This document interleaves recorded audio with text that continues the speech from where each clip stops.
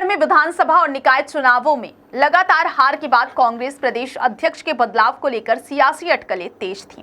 पूर्व उप मुख्यमंत्री टीएस सिंहदेव समेत कई बड़े नेताओं ने प्रदेश की कमान संभालने की इच्छा जताई थी, लेकिन राहुल गांधी के एक पत्र ने इन अटकलों पर विराम लगा दिया है। लोकसभा में नेता प्रतिपक्ष राहुल गांधी ने कांग्रेस प्रदेश अध्यक्ष दीपक बैज को एक पत्र लिखा, जिसमें उन्होंने बैज और उनकी यात्राओं की जमकर तारीफ की है। पत्र में राहुल गांधी ने लिखा कि मैं छत्तीसगढ़ कांग्रेस द्वारा महिलाओं के खिलाफ जघन्य अपराधों और राज्य में बिगड़ती कानून व्यवस्था के खिलाफ पदयात्रा निकालने की सराहना करता हूं।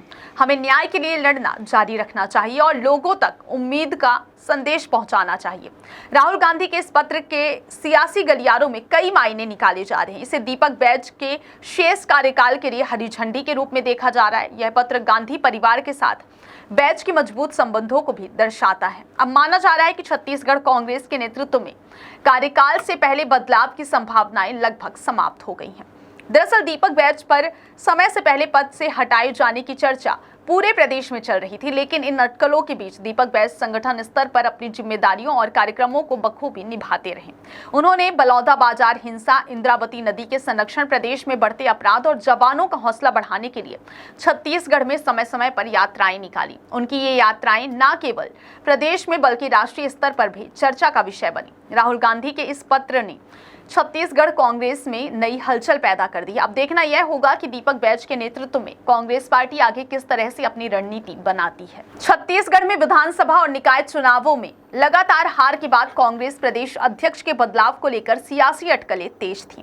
पूर्व उप मुख्यमंत्री टीएस सिंहदेव समेत कई बड़े नेताओं ने प्रदेश की कमान संभालने की इच्छा जताई थी, लेकिन राहुल गांधी के एक पत्र ने इन अटकलों पर विराम लगा दिया है। लोकसभा में नेता प्रतिपक्ष राहुल गांधी ने कांग्रेस प्रदेश अध्यक्ष दीपक बैज को एक पत्र लिखा, जिसमें उन्होंने बैज और उनकी यात्राओं की जमकर तारीफ की है। पत्र में राहुल गांधी ने लिखा कि मैं छत्तीसगढ़ कांग्रेस द्वारा महिलाओं के खिलाफ जघन्य अपराधों और राज्य में बिगड़ती कानून व्यवस्था के खिलाफ पदयात्रा निकालने की सराहना करता हूं। हमें न्याय के लिए लड़ना जारी रखना चाहिए और लोगों तक उम्मीद का संदेश पहुंचाना चाहिए।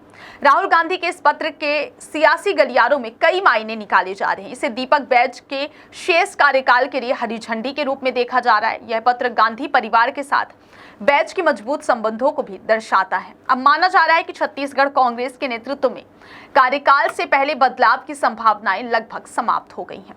दरअसल दीपक बैज पर समय से पहले पद से हटाए जाने की चर्चा पूरे प्रदेश में चल रही थी, लेकिन इन अटकलों के बीच दीपक बैज संगठन स्तर पर अपनी जिम्मेदारियों और कार्यक्रमों को बखूबी निभाते रहे। उन्होंने बलौदाबाजार हिंसा, इंद्रावती नदी के संरक्षण, प्रदेश में बढ़ते अपराध और जवानों का हौसला बढ़ाने के लिए छत्तीसगढ़ में समय समय पर यात्राएं निकाली। उनकी ये यात्राएं न केवल प्रदेश में बल्कि राष्ट्रीय स्तर पर भी चर्चा का विषय बनी। राहुल गांधी के इस पत्र ने छत्तीसगढ़ कांग्रेस में नई हलचल पैदा कर दी। अब देखना यह होगा कि दीपक बैज के नेतृत्व में कांग्रेस पार्टी आगे किस तरह से अपनी रणनीति बनाती है।